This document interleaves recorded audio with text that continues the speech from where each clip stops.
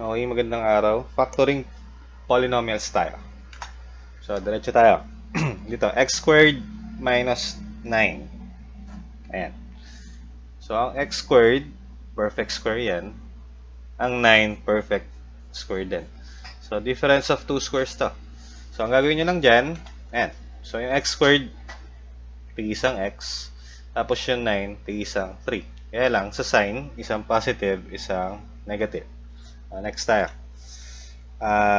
X times x, so checking na lang to. X times x squared. X times negative 3, negative 3x. 3 times x, we have 3x. And then, positive 3 times negative 3, we have negative 9. So, mawawala na to. 0 na to eh. So, x squared minus 9. Balik lang din doon. So, dito. X squared minus 81. So, ito magiging x. Ito. So, magiging 9. Tapos, isang plus, isang minus. Ganun lang kasimple. Isang x plus 9 at isang x minus 9. 4x squared minus 81y squared. So, perfect square ulit, pareho. Ito magiging 2x. Ito magiging 9y. At isang plus, isang minus. So, isang 2x plus 9y at isang 2x minus 9y. Another, z squared minus 144. So, ito isang z at isang 12.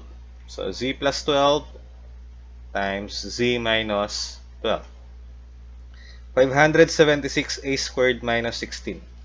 So, ito, 24a at isang 4. So, 24a plus 4 at isang 24a minus 4. So, ganun lang po kasimple. Next, y squared plus 12y plus 36. So, ito, perfect square trinomial to. Bakit? So, check na lang natin dito. Ang y squared, ang square root niyan is y. Tapos, yung 36 is 6. So, square root nito, y. Ito, 6. So, y times 6, 6y. Tapos, times 2 mo. Ito yun, yung nasa gitna. 12y. Okay? So, ang mangyayari doon, dalawang y plus 6. So, y plus 6 times y plus 6. Or y plus 6 squared. So, check na lang natin. So, y times y squared. Y plus, y times 6, 6y. 6 times y, 6y. 6 times 6, 36. So, y squared, dalawang 6y, 12y, and then plus 36. So, ito ulit. So, again, remind ko lang kayo. Kapag plus, automatic, factor niyan, dalawang plus. Kapag minus plus, ang factor niyan, dalawang minus. So, 4x squared, square root niyan, 2x. 25, square root niyan, 5. So, 2x times 5, 10x. Tapos, 10x times 2, ito yun, 20x. So, yung sign na lang. Sabi ko nga kanina, isang minus, isang plus. Kaya magiging minus, minus. So, isang 2x, isang 5. Kaya lang pareho. 2x minus 5 times 2x minus 5. Or 2x minus 5 squared. So, check na lang din ulit. 2x times 2x, 4x squared. 2x times negative 5, negative 10x. Negative 5 times 2x, negative 10x. Negative 5 times negative 5, 25. So, ito. Negative 10x, saka negative 10x. So, copy. Negative 20x plus 25. Another. So, ito. Plus plus ulit. So, plus plus yan. So, dito, 2x. Square root nito, 7. 2x times 7, 14x times 2. Ayan, 28x. So, pwede yan. Isang 2x at isang 7. So, 2x plus 7 times 2x plus 7 or 2x plus 7 squared. Another.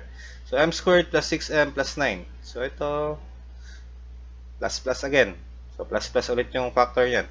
M squared, m yan. Dito, 9. Square root is 3. So, m times 3, 3m. 3m times 2, ito yan, 6m. So, isang m, isang 3. So, m plus 3 times m plus 3 or m plus 3 squared. Another. So, 4x squared minus 4xy plus y squared. So, 4x squared, ang square root is 2x. Ito, y. So, 2x times y, 2xy times 2, 4xy. At dahil minus plus yan, dalawang minus yan. So, 2x minus y at isang 2x minus y. Or 2x minus y squared. Ito, m squared plus 12m plus 32. Ang m squared, perfect square. Ang 32, hindi. So, ang gagawin nyo naman dito, hanap kayo ng factor ng 32 na kapag pinagsama mo is 12. Yun nasa gitna. So, dahil plus plus yan, automatic plus plus. Tapos, yung m squared, pinaghiwalay ko na. M tsaka m. So, 32, factor niyan, pwedeng 32 tsaka 1. 32 times 1. 16 times 2, pwede rin. Kaya lang, dapat pag inad mo yun, dapat ito yung lilitaw, yung nasa gitna. So, 32 times 1, 33 yun, pag inad. 16 times 2, pag inad yun, 18. So, 8 tsaka 4. So, 8 tsaka 4 is 32. Kapag inad mo naman to is 12. Check na lang natin. So, m times m, m squared. M times 4, 4m. 8 times m, 8m. 8 times 4, 32. So, m squared, pag pinagsama to, 12m, and then plus 32. Next, a squared minus 21a plus 110. So, minus plus, automatic yan, minus minus. So, yung a, pinaghiwalay ko na. And then, factor ng 110, na kapag inad is 21. So, we have 11 and 10.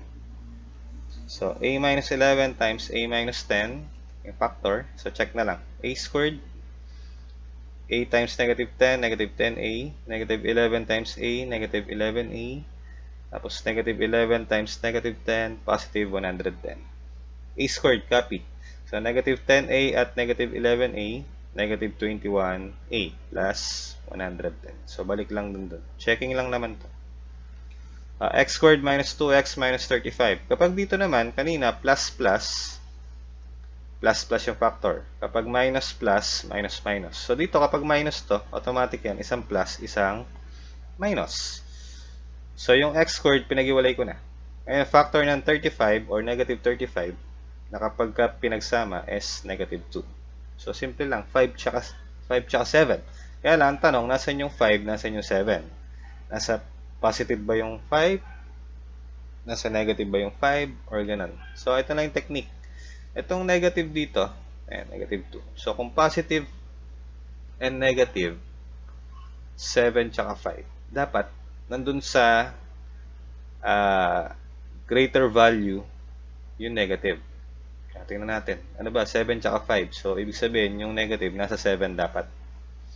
So, x plus 5 times x minus 7. Nandito yan. Check na lang natin.